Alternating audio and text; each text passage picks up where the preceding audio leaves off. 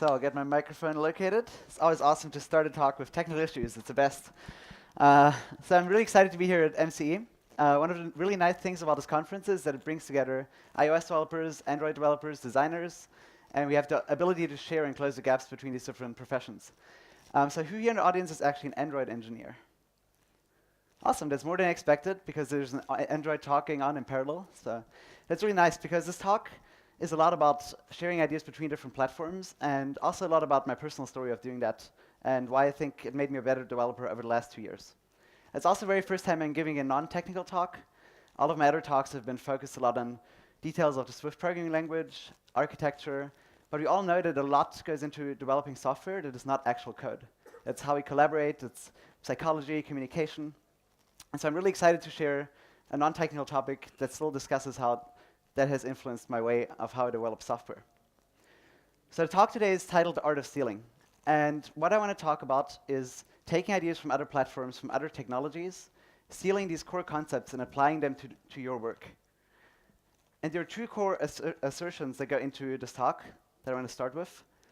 And assertion number one is that we are ignoring a huge amount of valuable knowledge outside of our immediate community. And that immediate community can be your coworkers, if you're not very active outside of your work. But it can also be people on Twitter, or maybe people at conferences that you meet. But typically, we're really siloed into these technology-specific platforms and communities. And so I mostly know iOS developers. And it's very rarely that I have a chance to speak to an Android developer. And assertion number two is that we in our industry could be significantly more productive if most developers expanded their scope of knowledge. And this here is not about the depth of knowledge, because all of you are here because you're obviously really passionate about what you're doing, and most of you probably want to learn more about iOS development. But there's also a lot of knowledge outside of iOS development happening on other related technologies, and we're ignoring that, and I think that makes us a lot less productive than we could be. And today I hope to share some good examples, some specific examples of personal projects of mine, where I really worked hard on looking at other people's work and trying to bring it to my platform. When starting to prepare a talk, I also always look for evidence of other people kind of having similar ideas, because ideally, I'm not the only person that thinks this way, because otherwise my idea is probably wrong. And I happened to read the Steve Jobs biography in the last 6 months, and I found this quote in that book that was really suitable for this talk. What Steve Jobs said, and that was part of a documentary that was on PBS, ultimately it comes down to taste. It comes down to trying to expose yourself to the best things that humans have done, and then try to bring those things in what you're doing. I mean, Picasso had a saying, good artists copy, great artists steal, and we have always been shameless about stealing great ideas. Now, if you're familiar with Apple's history and the products that Apple has shipped, then you might know that a lot of the core ideas and that made their products really successful were stolen from other companies.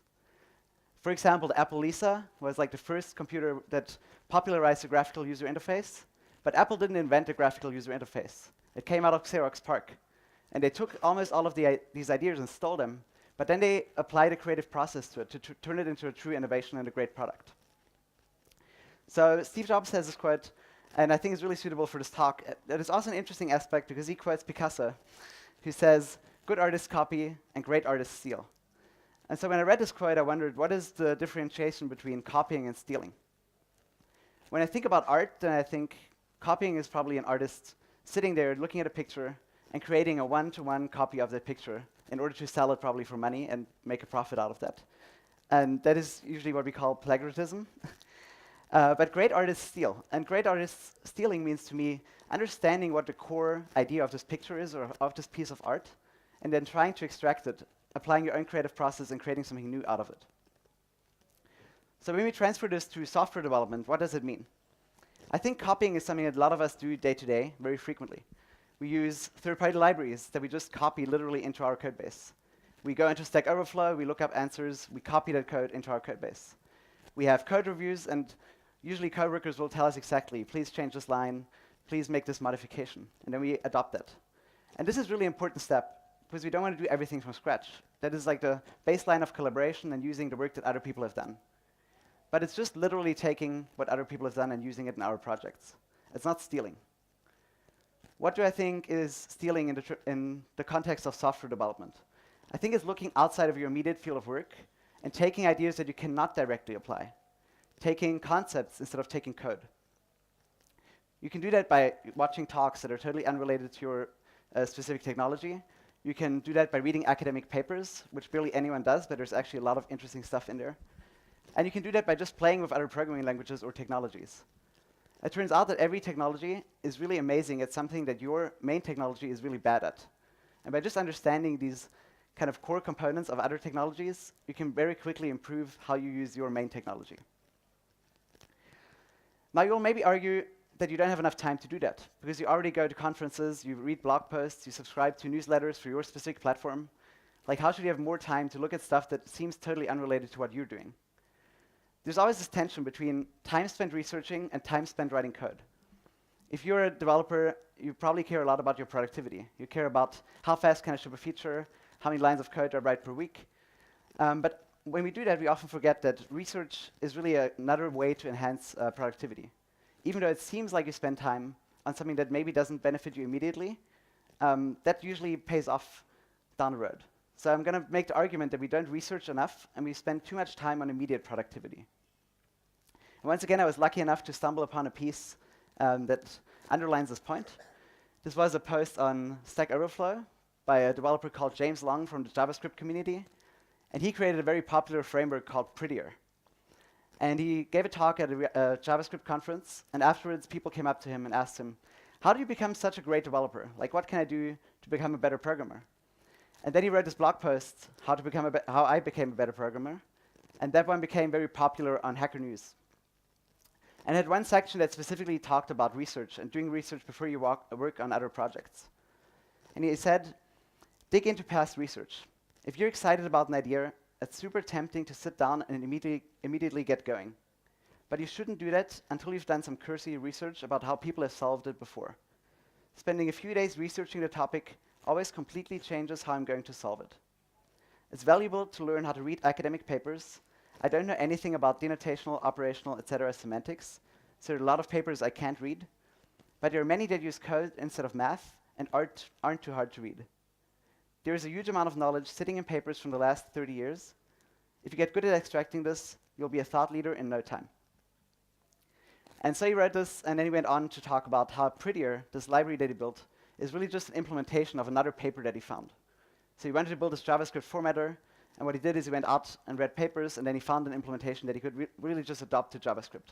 And it was a very powerful experience for him, and I've experienced exactly the same. So we have very few thought leaders in the industry, and I think that is because most developers, and this still includes myself, are spending too little time on research. I've been trying to improve this for 2 years, but there's always an urge to be productive and write code instead of going off and learning things and reading about other solutions. So you might have had bad experiences trying to use other papers or other open source libraries that don't really fit your use case. So I tried to visualize my idea in a graph as well.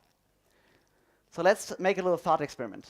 And let's say you have a problem you want to solve, and it's a new problem, you don't know how to solve it. I would argue there are two main different ways of how you can approach solving this problem. The one is you take the knowledge that you have today, and you start working, and you work on improving your solution. What this graph here shows is an x-axis with an incorrect and a correct solution, and each solution will land somewhere on the spectrum between incorrect and correct for your specific use case. And I assume if you start from scratch with the knowledge you have today, you're going to start in the middle. The solution is neither incorrect nor correct. You're going to spend all of your effort improving it, and then you're going to end up somewhere to the right on the x-axis. But then there are also other solutions out there.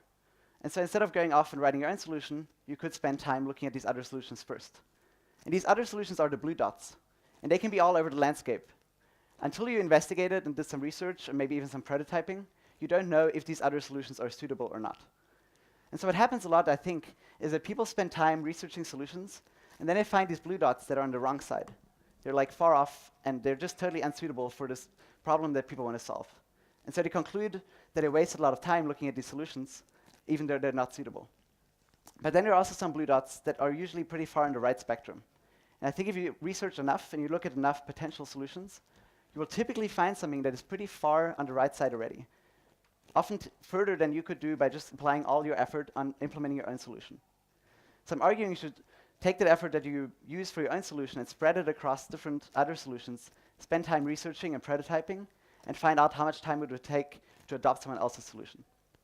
And this is not about adopting the code, it's just about adopting the ideas. And I'm going to come back to that in a second. I want to share some personal examples. I said that this talk is a lot about kind of my personal growth in the last 2 years through this changed mindset. And so I want to show you some of the projects that I worked on. The first one is a project called ReSwift, and it's an implementation of the Redux library that you might have heard about. And Redux originally comes from the web. And I got introduced to Redux through a coworker who is a JavaScript developer, and he was watching a talk from the F8 conference, and he recommended a talk to me, so it was really coincidental. And I don't want to talk too much about the technology behind this, but I watched this talk, and they talked about how they introduced this new technology for developing web applications at Facebook, and how they solved a lot of the complexity that I had with MVC before that. And after I watched that talk, I felt like all of these ideas also apply to all the iOS apps that I worked on before. It seemed like there's really no distinction between web and iOS or Android for that matter for this particular technology. And so it took me almost a year to take some time to look into that, but then I decided to spend a week and just build a prototype and see if I can implement this pattern on iOS. And this is what became ReSwift. It really took probably 4 or 5 hours of watching this talk, talking to the coworker, and then a week to build like the core library and some developer tooling around it. And one of the really cool things about Redux is a feature called time traveling that enables you to record all the state changes in your app and then travel through these state changes back and forth. And so back then, after that 1 week, I built this demo where I had a very ugly-looking sample app. But what was really cool about it is I could time travel through that. You can see the video here on the right. So this is like a very simple Twitter client, but I can travel through time, and I can see all the user input and how it changes, and all the network responses, including navigation. And this was really awesome. I was like, wow, I was really excited about this. And when I shared it with people, they were excited too. And they came up to me, like, wow, how did you build this? This is all amazing. And I said, well, I just looked at this other solution. I literally translated JavaScript code into Swift code. That was like the first step. And then later on, I did some changes, and I applied some creative process. But really, I just took this idea that was kind of standard in the JavaScript community and took it to iOS. And people were amazed because they didn't see that technology in their space before. And the story goes even further, because Redux is actually not an invention by itself. Redux is an implementation of the Flux pattern. So Facebook invented Flux, and then Dan Abramov implemented Redux on top of it. And he also wrote a blog post after he gave a talk where he introduced Redux, where he mentioned his inspirations for the library. One of it was obviously Flux, on which he based his solution. But then he also mentions a lot of talks and other open source projects that inspired him. And one that really stands out to me is a talk called Turning the Database Inside Out. And if you haven't seen it, it's a really, really great talk. But what is amazing is that it's a talk about a database system. And he used the idea from this database system to build a UI framework. And it's possible because all these ideas in software engineering are much more related than we often see. And when you spend a lot of time researching and exposing yourself to other solutions, then you start to see the connections between them. And then I was on a roll because I was like, yes, I built my first successful open source project. This is amazing. Let's do more of it.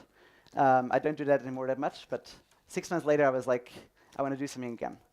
And so I was reading this book called Type-Driven Development with Idris. Who has heard about Idris before? Very few people? Yes. It's an extraordinarily esoteric programming language that is kind of popular in a subset of the already esoteric Haskell community. But I got interested in it because I transitioned from Objective-C to Swift. And one of the really interesting transitions that you do when you go through that is you learn how to use the type system. And so I got really excited about Swift's type system, and I wanted to learn about other languages that have even stronger type systems. And Idris is known to have like the most expressive type systems of all languages. And so I started reading this book, and actually ever only managed to read 60 pages. But in the first 60 pages, the author of this book, who's also the author of the programming language, managed to describe like the core concept of the language that makes it stand out from all other ones. And that is the concept of a dependent type. And I'll quickly diverge into some technical talk for the next 2 slides, and I'll come back to non-technical again. But a dependent type basically allows you to express something in a type system that in most programming languages you can only express at runtime. For example, you can write a function that takes an array that has 20 elements, and you can define that in your type system. So the compiler will ensure that you can never call this function with an array that has 19 elements or 21. And that's kind of a mind-blowing idea, because all of these things that you can usually only validate at runtime, you can now push to the compile time. And I was really excited about this idea, and it was really well expressed in this book. And I knew I can't really do this in Swift, because Swift will never support dependent types. It would be like a huge change to the compiler. But I wondered if I could take this idea, the core of the idea, and apply it to iOS development in some other way. And so after playing around with the idea for a little bit, I came up with Validated, which is a very, very small library. And what it allows you to do is very similar to what dependent types in Idris allow you to do. You can, for example, write a function that is called logout, and it takes in a user. But that user has to be of a specific type. In this case, it has to be a logged-in user. So I want to express in a type system that this function can only be called with a user if that user is logged in. And a user being logged in is obviously something that belongs to the value and not to the type. But with Validated, you can make it belong to the type system. And the way you do that is actually very simple under the covers. There's a validated type that takes two generic type arguments. The one is the base type, which is, in this case, the user. And the second is a validator. And that validator takes a value of the base type and checks if it conforms to your validation. For example, in this case, the logged-in validator will be a function that takes the user and checks if that user is logged in and then returns true or false based on that. It's very, very simple. But what this gives you is you have now defined a new type. And when you create that new type, then there's a possibility of failing creating a value of that type. So the validated library provides you with an initializer. And that initializer on that new type takes a value of the base type. So I'm creating a logged-in user with a regular user. And if that regular user meets the requirements, so if that user is logged in, then I successfully create a value of the logged-in user type. And if not, then Swift will throw an error that I have to catch. And now this is obviously totally different from Idris because it's not a compile time, it's a runtime. But it allows some of the similar benefits. I can now write functions that take this specific type. And in that type, I have defined a contract. I've defined further specifications of how that value should behave. And so I get a lot of the same benefit, but it's not the same core idea. So that was the second example that I got really excited about. And then something interesting happened. You can't read this on this projector, but the text is also not too important. Someone came onto this repository, so this validated library also became somewhat popular. And then Logan Wright, who's one of the core contributors to Vapor, which is a Swift web framework, commented onto the library, and he opened a pull request. And he suggested back some changes because they started using this validated library in their web framework. And this was really cool to me because I've basically spent like 2 or 3 evenings reading about dependent types. And then I built this very small library where I wasn't even sure if it would be useful. And then it just ended up in this pretty popular open source framework that is now used in a lot of web applications written in Swift. And they also changed a lot of my ideas. In the end, we actually didn't even merge back the pull request because the idea of how they use validations changed so much from the core library.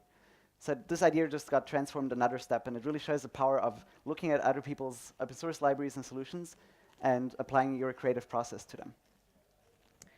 So I said I also want to talk about the practical part of this. I can't really share a recipe. I don't think it will work for everyone, but I can share what I tend to do and what I've tried to do more in the last 2 years. So the first, most important thing is really a new mindset. Whenever I have a new idea or a new problem, I always assume that someone has solved a similar problem before. I never go off and write code immediately. I always do research as a very first step.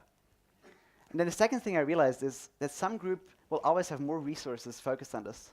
For some group, this will be the focus of their expertise, whereas for me, it's just a very tangential topic. So it makes a lot of sense to look at who might have solved this problem the best, and then look at their solutions. The Idris example is a great example, because I'm an app developer. I have no idea of type systems beyond like the user level.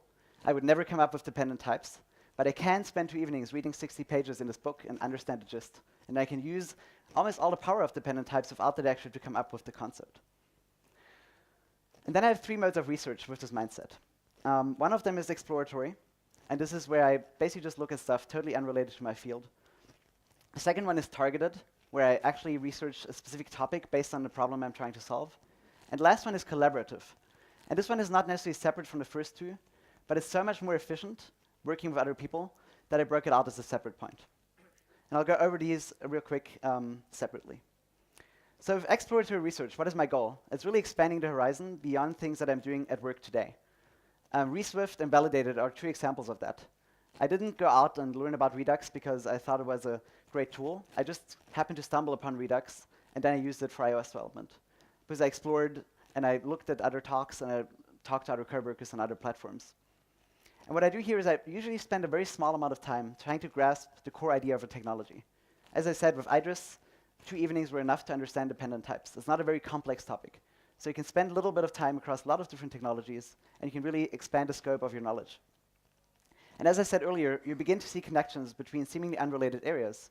And if you're really good at this, then you can take ideas from a database and apply them to your UI framework.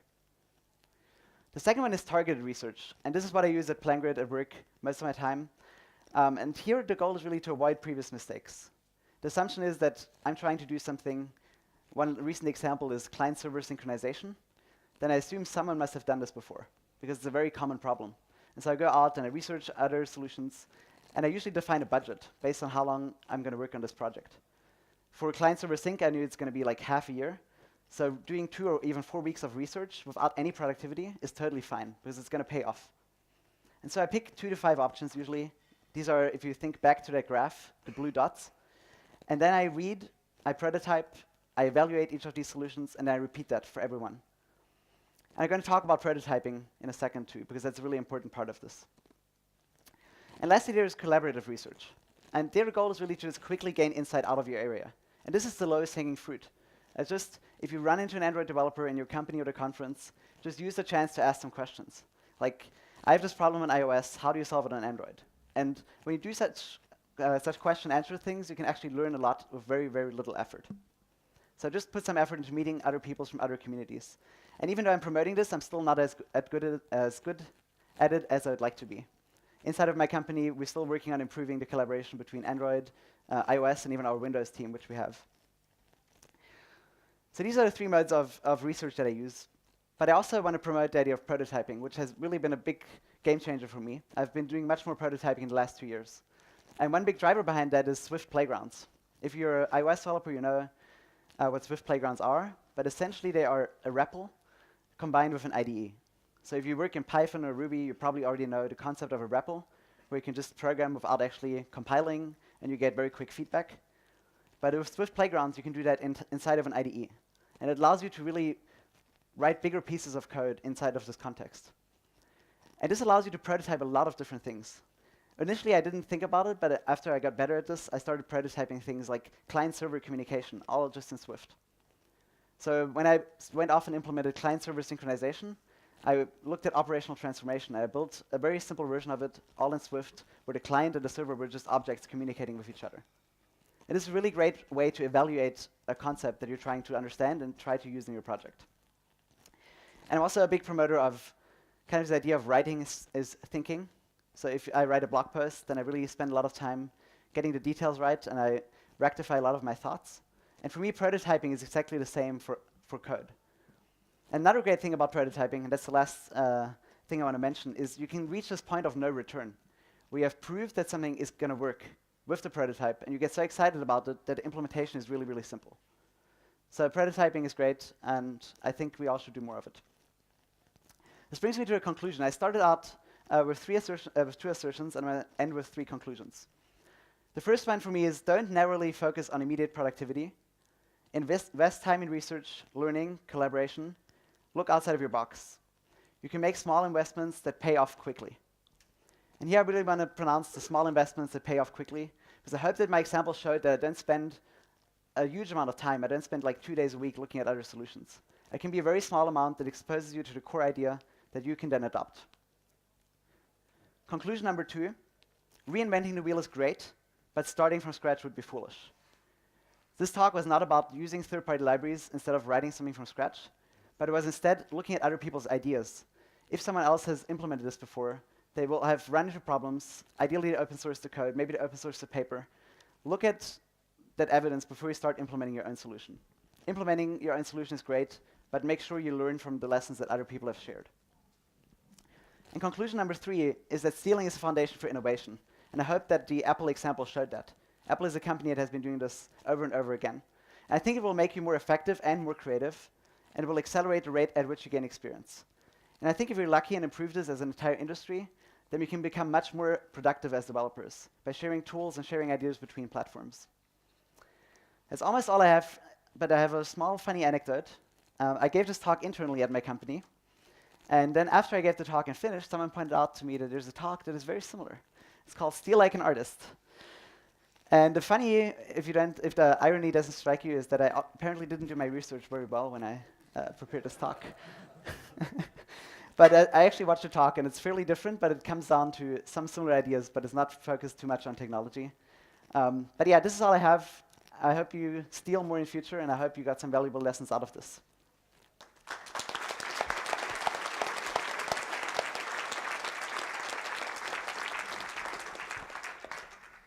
Do we have some questions?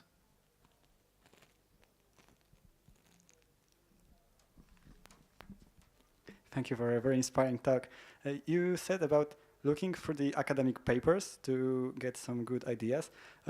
What are the good sources of academic work and, let's say, approachable academic work? Because this is very closed community usually. It's a great question, almost as if I had staged it, but I didn't. In the blog post that I linked to, where the guy that implemented Prettier talked about how he read papers, he links to a repository called Papers We Love, as like maintained by software developers. And these are all very practical, and they're grouped into like different sections.